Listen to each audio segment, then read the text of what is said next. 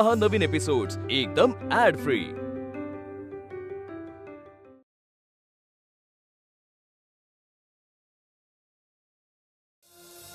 अगं बाई,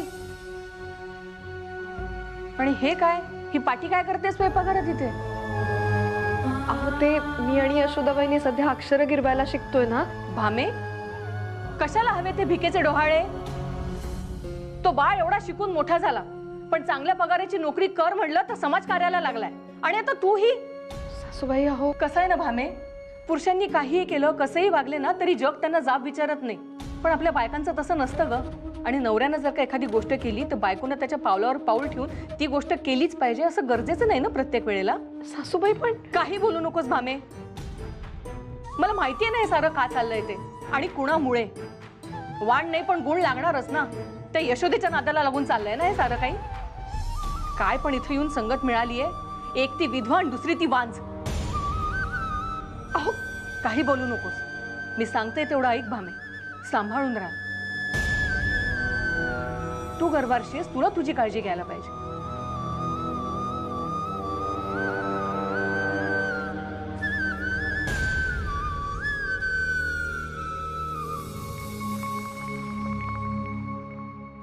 बाबाजी की जय हो, बाबाजी की। आम्हाला अडवतोस, पुन्हा अशी चूक करायची नाही। ओ तुम्ही आत घुसलातच कसे? दीनानाथ, थांब जा। कोण तुम्ही, काय काम आहे? हा जरा समजूतदार दिसतो। सांगा काय काम आहे? जाहिरात द्यायची। जाहिरात? हा कसली? बघा ना।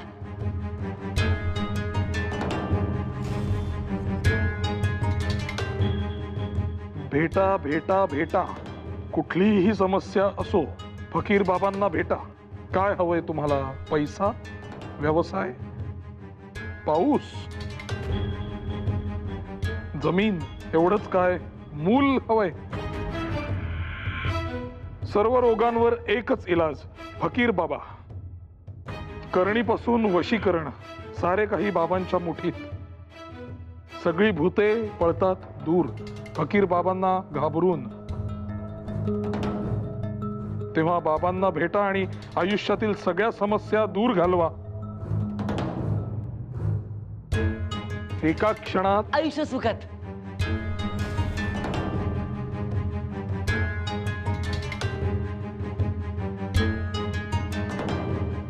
छान।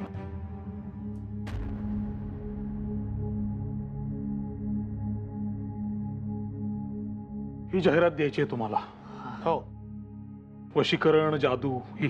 होय तर एकदा का तुम्ही बाबांची जाहिरात छापली का तुमचं आयुष्य पालटलंच म्हणून समजा। अहो सगळ्या रोगांचा उपचार एकच। जय बाबाजी। तुझं नशीब पालटून जाईल बाळा। एक फार मोठा रोग जडलाय, त्याचा उपाय असेल तुमच्याकडे? अहो फक्त रोगाचं नाव बोला, बाबाजी असा उपचार करतील चुटकी सरशी। पारतंत्र्य। इंग्रजांना या देशाबाहेर हाकलून देऊ शकाल असे चुटकी सरशी? राग राग भरलाय तुझ्या डोक्यात। वाटोळो वाटोळो होईल तुझं।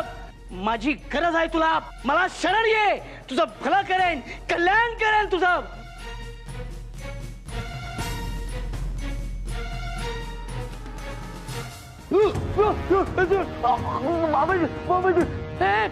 काय करतोस? तोंड बंद कर, तोंड बंद कर। तुझा हा बाबा लोकांचं नशीब पालटतो ना, तुझा पालटू शकतो का बघूया आता। बरं का, तुमच्या या चेहऱ्यास मी आता जमिनीवर पाडणार आहे, बघूया त्याला वाचवता का। काय करतोस? सोड त्याला, भस्म करीन। माझी शक्ती माहित आहे तुला, सोड। बाबाजी बाबाजी असं म्हणता? बाबा या भस्म करा मला, या वाट बघतोय मी। या बाबा, अजूनही त्यांच्या मागे लपायचंय तुला? तुला तर वाचवू शकलं नाहीत ते, स्वतःला वाचवू शकतात का बघूया। इतरांचे नशीब पालटवता ना, तुमच्या नशिबात आता काय घडणार आहे मला सांगा।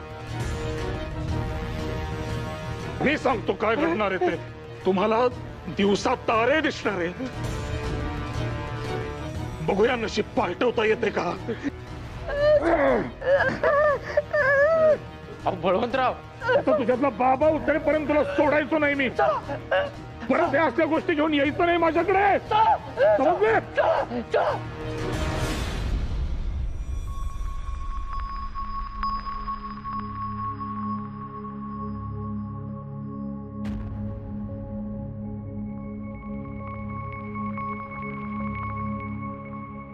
दीनानाथ, केसरीचे संपादक कोण तुला ठाऊक नाही? गोपाळराव. मग या मूर्खांना माझ्यापर्यंत काय येऊ दिलेस? त्यांनी सोडवायचे ना हे प्रकरण. ह्यांनीच सांगितलं तुमच्याशी बोलायला.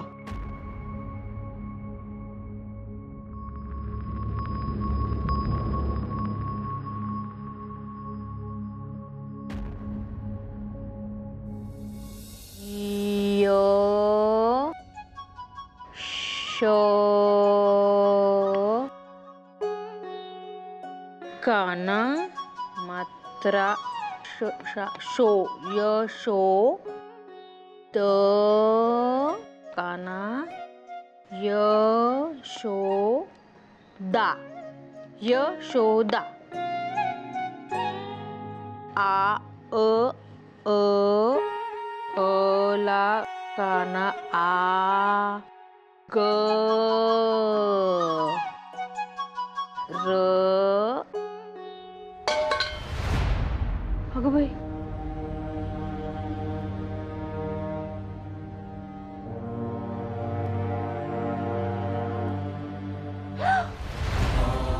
अगं बाई, ताई ताई, अहो काय झालं तुम्हाला?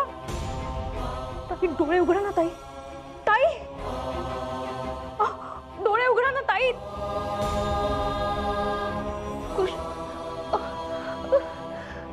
अगं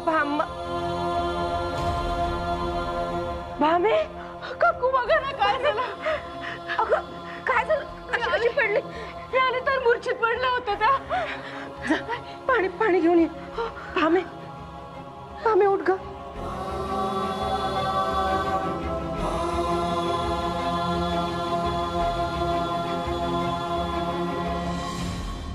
भामा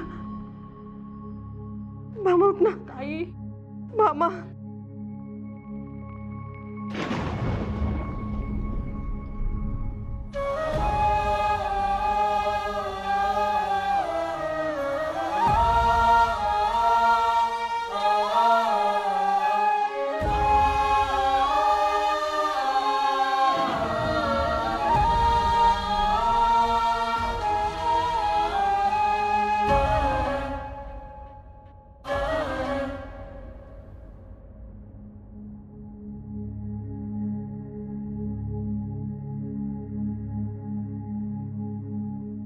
काय हो, आता जे काही घडले त्याच्याकडे सोयीस्करपणे कानाडोळा करायचा मानस दिसतो तुमचा. असे घडले तरी काय बळवंतराव? काय घडले? कुठल्या राष्ट्रीय क्रांतीच्या हेतूने आपण वृत्तपत्र सुरू केले आणि हे फकीर भोंदू यांच्या जाहिराती छापायच्या आपण? बळवंतराव, येणाऱ्यांना आपण थांबवू शकत नाही, पण त्यावर काय निर्णय घ्यायचा हे आपण ठरवूच शकतो. तेच आपल्या हातात आहे. तोच माझा मुद्दा आहे आगरकर. तो निर्णय तुम्ही का नाही घेतलात? कमी त्या फकीराची हाडे खिळखिळ करायची वाट बघत होतात. तत्क्षणी हकलून द्यायचे होते त्याला. आपले वृत्तपत्र चालवायला या असल्या अंधश्रद्धाळू जाहिराती नकोत आपल्याला. तुमच्यासारख्या संपादकाचे समजू नये का विसर पडला त्या पदाचा आणि जबाबदारीचा? बळवंतराव पुरे, शांत हो. त्याच जबाबदारीचा मान ठेवत तो निर्णय मी तुमच्या हाती सोपवलाय. तुमचा झाला त्यापेक्षा अधिक संताप माझा झाला होता. आपली तत्वे, आपला स्वाभिमान यांचा आदर राखतो म्हणून केसरी अरण्याचा राजा ठरतो गोपाळराव. माझे हेच विचार तुम्हाला देखील ठाऊक आहेत बळवंतराव, पण कोणी सांगावे असं व्हायला नको की मीच हेकेखोरपणा करून माझा निर्णय पुढे करतोय म्हणून. नाही, पैशांची गरज आहेच, पण म्हणून त्यासाठी कुठल्याही जाहिराती छापाव्यात.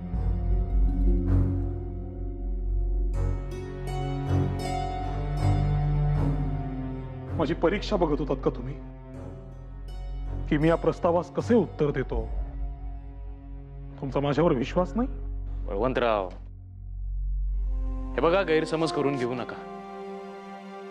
तुम्ही बसा. तुम्ही सांगा तर खरे. बसा, मी सांगतो तुम्हाला, सर्व सविस्तर सांगतो. बसा बसा बसा. बसतोय. हे घ्या, पाणी घ्या. गोपाळराव, बळवंतराव, परीक्षा तुमची नव्हती, माझीच होती. माझे म्हणणे तुम्ही सडेतोडपणे मांडाल याची खात्रीच होती मला, आणि तेच केलं तुम्ही. फक्त हीच खात्री योग्य आहे ना याची पडताळणी करून बघत होतो म्हणा. अहो, असं समजा तुमच्या तोंडातून माझेच विचार बाहेर पडत होते. ठीक आहे, ठीकच आहे. फक्त एक प्रश्न मनात रेंगाळतो आगरकर. या सगळ्यात त्या अनुचराच्या पाठीचे हाड मोडले नसले म्हणजे मिळवले. उगाच त्याचे नुकसान बिचारायचे. याची खात्री मी देऊ शकत नाही हं.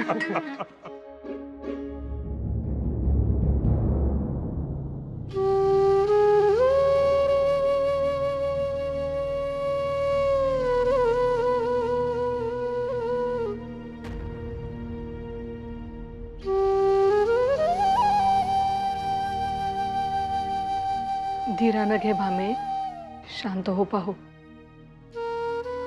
मन घट्ट कर. देव पदरात सुख देतो तसं हिरावूनही घेतो.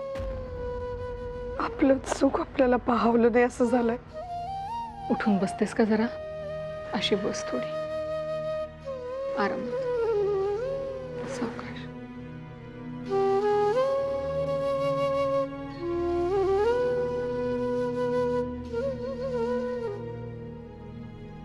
ही पेज आणलीये, ती पिऊन घे, जरा आराम वाटेल.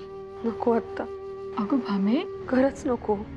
झाडाचं एक पान गळून पडलं म्हणून झाड वाढायचं थांबतं का? उद्या झाडाला पुन्हा नवी पालवी येणार आहे. जरा असा विचार करून पहा ना. आणि आता तुझ्या प्रकृतीची काळजी तू नाही घेणार तर कोण घेणार? निदान या वेळेस तरी आम्ही सांगतोय ते ऐक. शिवाय मी घेतली नसेल का काळजी, पण यावेळेस त्रासच इतका झाला की. अगं, पण आपली प्रकृती कशी आहे हे आपल्याला कळायला नको का? हा, तुला वैद्यांकडे जा म्हणाली होती, केलीस तू? नाही ना? मग हा हलगर्जीपणा नाही झाला? शिवाय घरात बाकीचे कष्ट आहेच आहेत. पण ते सारं तर नेहमीच होतं ना. कृष्णाच्या वेळी असा त्रास झाला होता का? नाही ना? अगं बाई, कृष्णा कुठे गेली? कृष्णा! अहो, नका काळजी करू, यशोदा वहिनींपाशी असेल. हेच कसं आहे ना, आपल्या आजूबाजूला कशी माणसं आहेत, आपल्या आसपास कुणाचा वावर आहे, त्यांच्या मनात काय आहे, या साऱ्याचा आपल्यावर परिणाम होत असतो ग.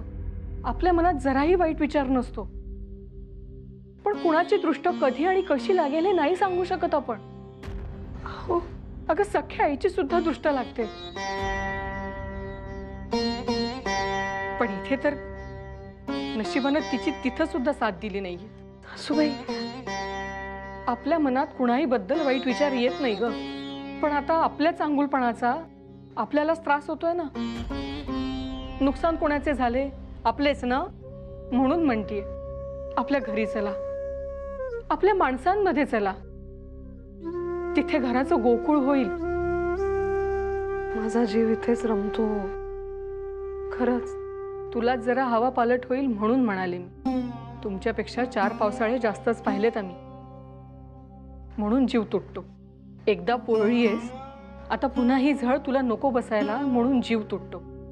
आणि तुला जर स्पष्ट बोलता येत नसेल तर मी चांगलं खडसावू का? सासूबाई, नाही बोलत काही, परंतु तू तुझ्या प्रकृतीची काळजी घे. झोप आता, आणि काही लागलं तर मला सांग, मी इथेच आहे तुझ्यासाठी. हा, आराम कर,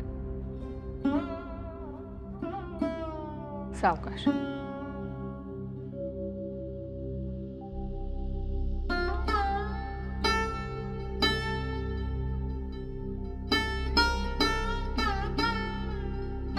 मी दरवाजा लावून घेते.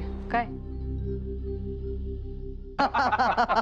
अहो काय सांगताय, म्हणजे तुम्ही थेट त्या फकीराची गचांडीच धरलीत? अहो नुसतं तेवढंच नव्हे, उचलून त्याला खाली जमिनीवर आपटला. चेहरा कसा पाहण्यासारखा झाला होता त्याचा. नाही नाही नाही नाही, तुम्हाला सांगतो एवढा उत्साह संचारला होता यांच्यामध्ये. अहो म्हणजे काय, यांनी मनात आणलं ना इथे एखादी तालीम देखील चालू करतील. आत येऊ का? नमस्कार, या ना. नमस्कार. मला बळवंतराव टिळकांना भेटायचं होतं. बसा बसा. या बसा बुवा. काय काम होतं? मी सोमनाथ. बळवंतराव टिळक आपणच? नाही, मी गोपाळ आगरकर. पण मला बळवंतराव टिळकांनाच भेटायचं होतं. माझं त्यांच्याकडे खूप महत्वाचं काम आहे. मी खूप मोठ्या अडचणीत आहे. माझ्यावर खूप मोठा अन्याय झाला आहे. त्यामुळे मला फक्त त्यांनाच भेटायचं आहे. बोला बुवा, निर्भीडपणे बोला. बळवंत टिळक तुमच्या पाठीशी उभे आहेत.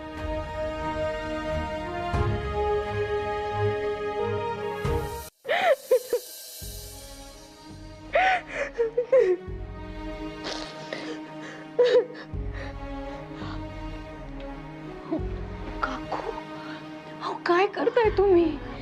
अगं भामीला एकदा बघायचंय ग मला. जीव तुटतो माझा. तुम्ही इथे या. अगं एकदा बघायचं. हळूहळू एकदा दिसलं तर बरं वाटेल मला. बसा तुम्ही इथे. काकू, अहो भामा त्यांच्या सासूबाईंना नाही चालणार ते. काकू, किती मायेने मोरावळा बनवलात तुम्ही. नाही खाऊ दिला. तुमची सावली पडून हा अपशकुन घडला असं वाटतं त्यांना. ताईंना जेव्हा दिवस गेले तेव्हा सर्वाधिक आनंद मला झाला होता. आणि त्या असं म्हणतायत की आज माझीच दृष्ट. का तर मला मुलबाळ नाही. यशोदे, भामेला ओळखतो ना आपण. तिने काही कमी कठीण प्रसंग पाहिले तिच्या आयुष्यात, पण तरीही ती नवऱ्याच्या पाठी खंबीर उभी राहिली. आता दिवस गेले तेव्हा सुद्धा बळवंतराव तिच्या सोबत नव्हते, पण दोघांमधलं प्रेम कमी झालं का? ती आणि तू सुद्धा दोघी नशीबवान आहात. तुम्हाला असं सौभाग्य मिळाले. काकू, पण लोक दोष आपल्यालाच देतात ना. दोष कलंक देणारच लोक आपल्याला. अगं देवाला सुद्धा लोक दोषी ठरवतातच ना. पण आपली मुलगी आपल्याबद्दल असा विचार करत नाही ह्याची खात्री आहे मला, आणि समाधान. भामाताईंच्या मनात विष तर कालवलं गेलं नसेल ना? अगं नाही जाणार. एवढे पावसाळे पाहिलेत ना मी. ओळखते माणसांना. आणि तिच्या सासूबाईंचा सुद्धा मला राग नाही आला. स्वतःचा संसार भरलेला असला, कपाळ रंगीत असलं की ह्या प्रथा परंपरा फुलासारख्या वाटतात त्यांना. त्यात त्यांची काय चूक? अगं एका कानाने ऐकायचं आणि दुसऱ्या कानाने सोडून द्यायचं. इतकं सारं झालं काकू, तरी तुम्ही इतक्या कशा काय शांत? हे कसं जमतं तुम्हाला? जमतं, सगळं जमतं. आनंद हाच की इतका कठीण प्रसंग असताना सुद्धा भामेबद्दल तुझ्या मनात असलेला ओलावा कमी नाही झाला. जाणवतं मला. आणखीन काय हवं? अगं हाच तर संसार आणि हीच तर नाती असतात. यशोदे, मला वचन दे, तुझ्यात आणि भामामध्ये तू अंतर येऊ देणार नाहीस. काय काय म्हणते मी?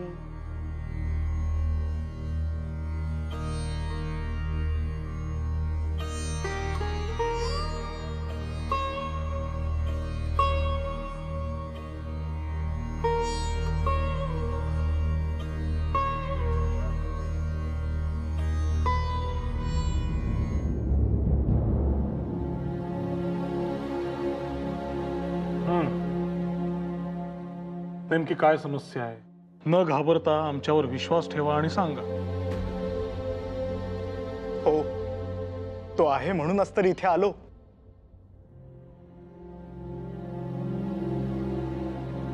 हे घ्या, हे काय? वाचा तुम्हीच. डॅनियल नावाचा एक ब्रिटिश अधिकारी त्याच्या शिपायांसह माझ्या घरात शस्त्रे लपवली असल्याच्या केवळ संशयावरून झडती घ्यायला आला होता.